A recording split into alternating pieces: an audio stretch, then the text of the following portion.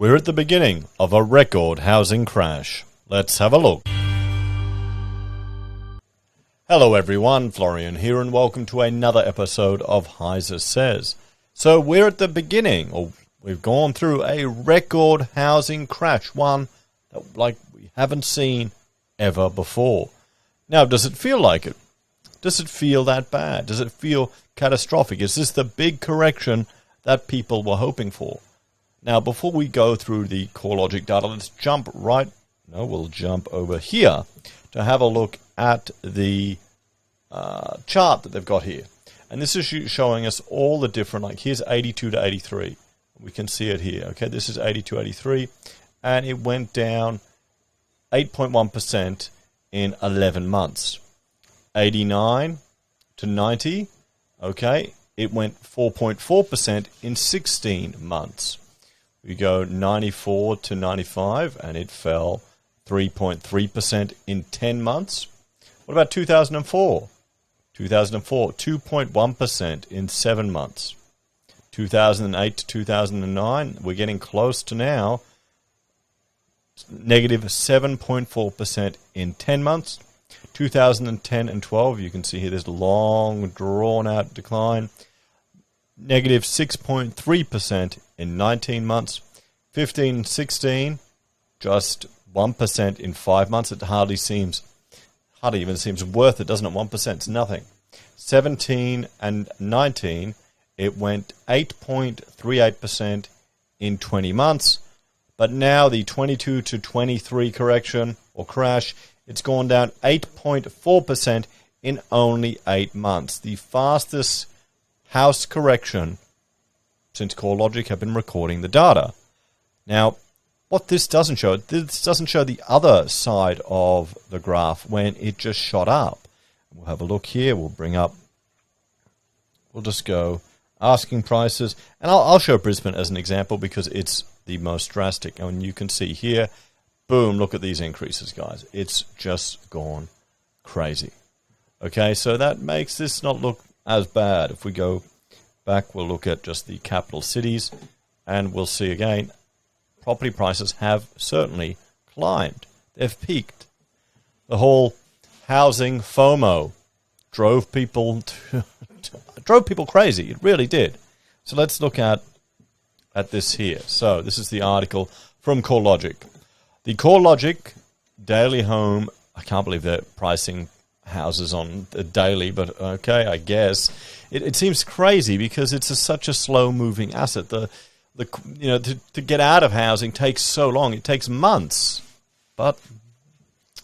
So it hit a record decline of negative 8.4% on the 7th of January 2023 after peaking on the 7th of May 22. The result takes the national housing downturn into new territory, breaking the previous record in peak-to-trough declines when home values fell negative 8.38% between October 2017 and June 2019.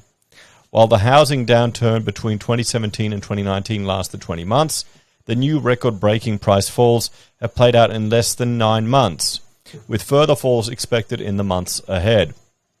And here we go, figure 1 shows the sharp declines, and we've gone through that at the beginning of this video.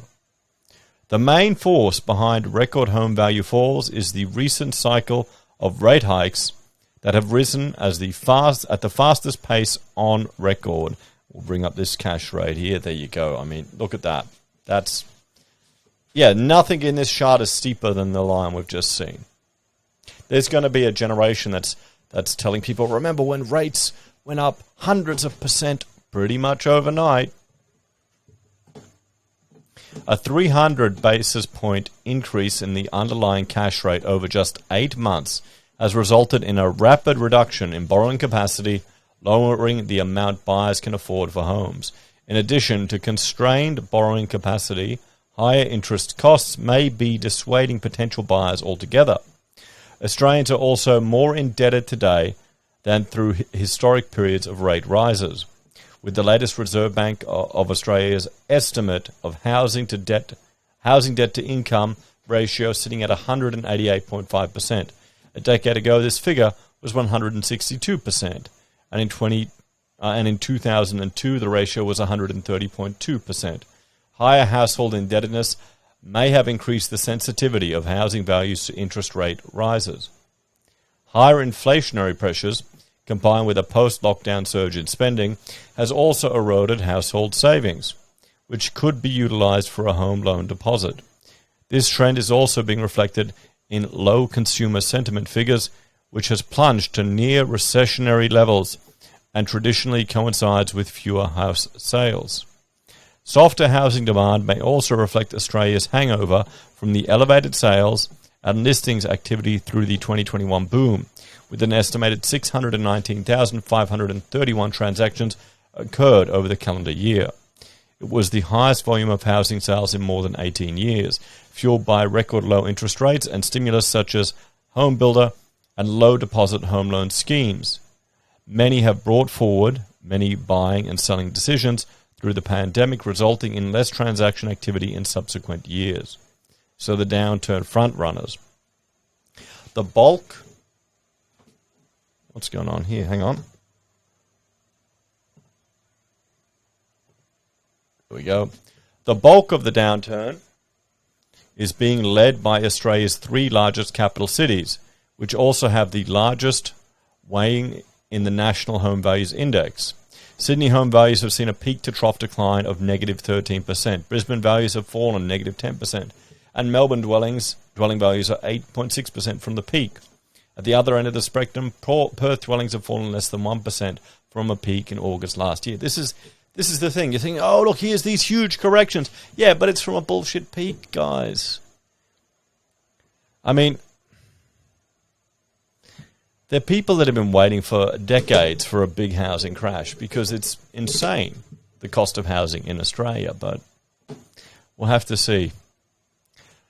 So, for perspective, the 8.4% drop has come off a high base.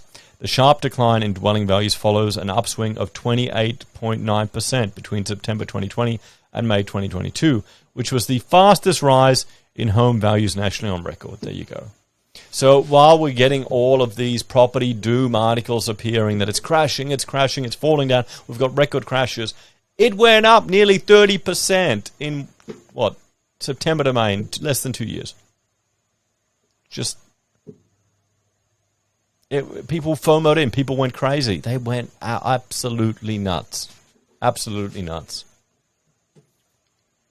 The fall in national home values may be the largest peak-to-trough decline on record, but at the end of 2022, home values were still 16% higher than they were 5 years ago and 59.8% higher than they were 10 years ago. Now, this is the real thing here.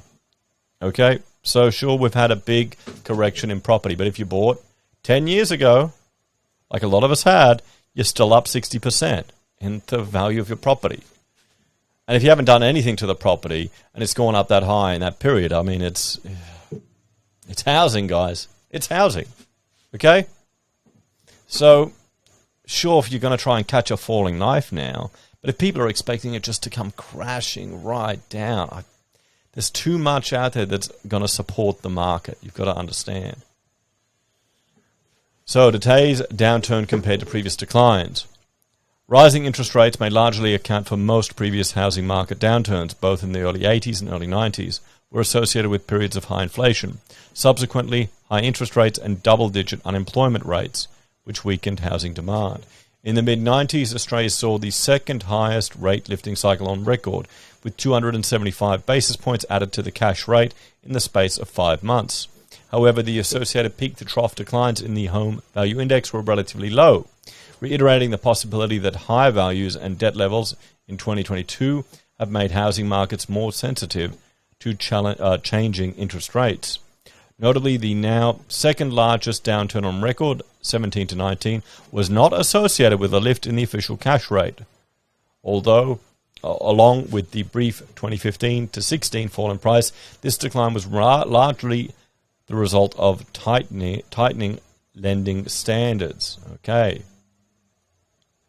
The Australian Prudential Regulation Authority, APRA, introduced several temporary restrictions to mortgage lending that coincided with falls in property in market values.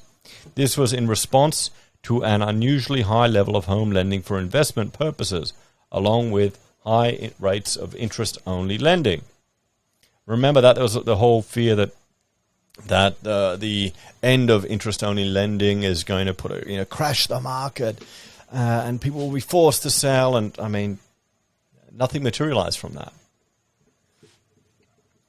Temporary tightening policies from included a 7% floor for mortgage serviceability assessments, a 10% growth benchmark for investment housing lending, and the limitation of interest-only lending to 30% of new housing credit.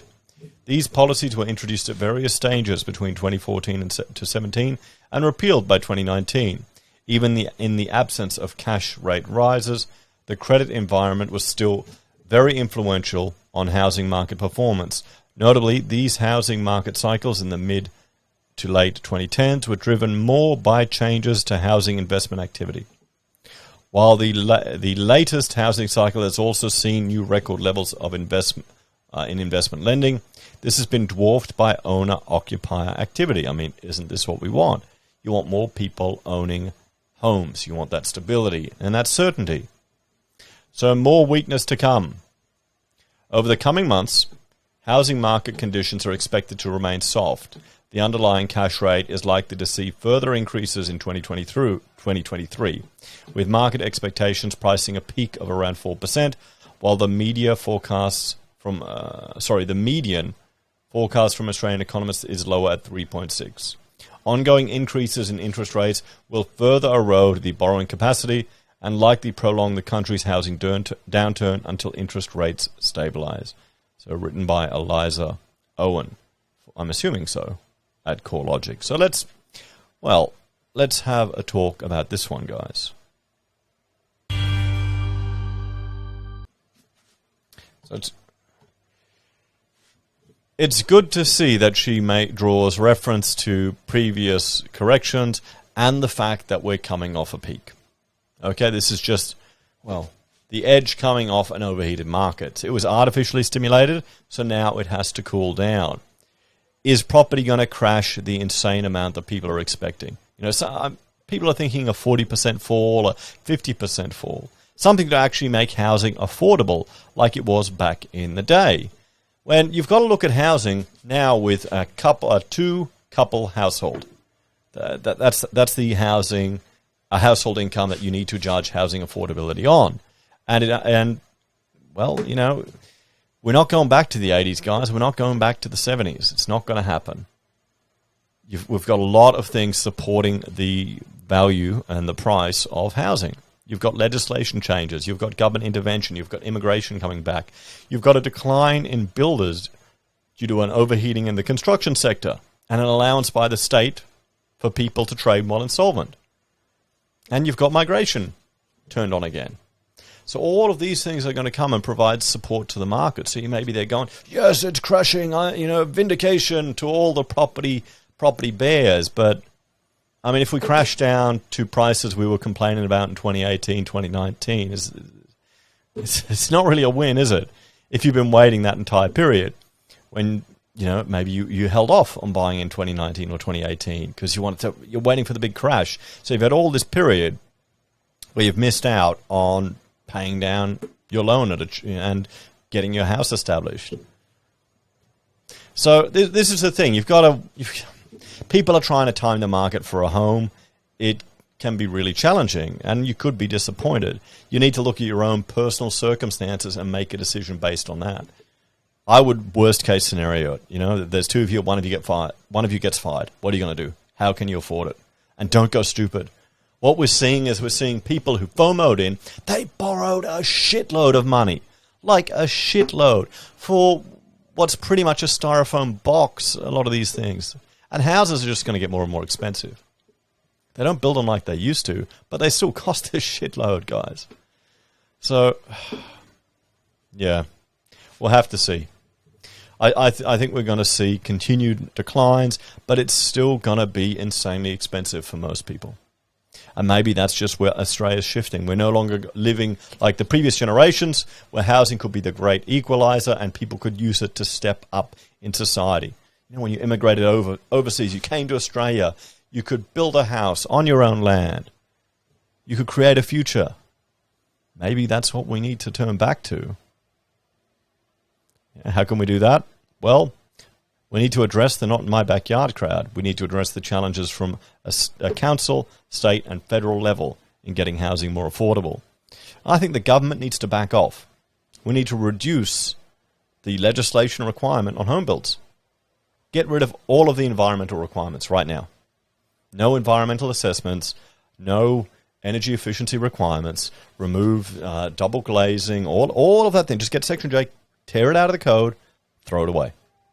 Maybe a 5-year break from it to allow housing to go down. So if people want to add those extras to their house and save money in the long run, let them do it. Let them pay for it up front. Or if they want to go, you know what, I'm never going to get an air conditioner because I'm, too cheap and I'm a father, so I don't need to pay for all these other things that, offset the cost of air conditioning. Or, okay, it's noisy, I can't afford double glazing, I'll just go cheaper and I'll upgrade later if I really need to. But, we're Australia. That's not how we want to do things. We want to drive up the cost for everything. We won't let people even open the windows on the second story of their house more than 100 millimeters for safety. That's Australia, guys. I don't think we can solve the problem, to be honest. I don't think it's possible, not with our current culture. And there needs to be a drastic shift in the ideological approach to Australia. We're too much, rule sticklers, and that costs us too much. Anyway, guys, tell me your thought on this. Thanks for watching. Like, share, subscribe to the channel. Check out HeiseBim and Heise Does for other topics that I discuss. And if you want to support us, you can financially on YouTube or Patreon, using our referral links, buying our pocket squares, or calling us if you need an architect. Thanks, guys. I'm only going to put one video out today. I'm exhausted with working on the foundations of the house. We had rain again. I'm digging everything out. I've got some concrete arriving tomorrow, finally. The engineers signed off on what we did. We did the rebar right. Rachel's good at tying rebar. We're getting there. Take care, guys. I'll see you next time.